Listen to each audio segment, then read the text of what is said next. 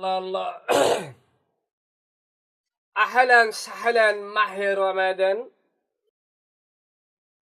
রমজান হচ্ছে আত্মসংযমের মাস, ইবাদতের মাস, রহমতের মাস, মাগফিরাতের মাস, ইবাদতের মাস। আল্লাহ তাআলা এই রমাদানের গুরুত্ব আমাদের বোঝার মতো তৌফিক দান করুক। আমিন। সুরমাটা দেওয়া লাগে সহে এখন।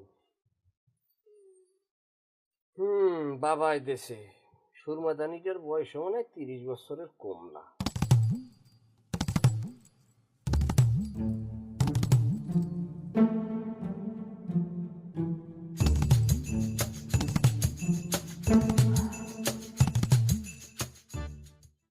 হ্যাঁ, মরতে তো একদিন হইবে, দুনিয়ায় কেউ বাঁচতে থাকবে না।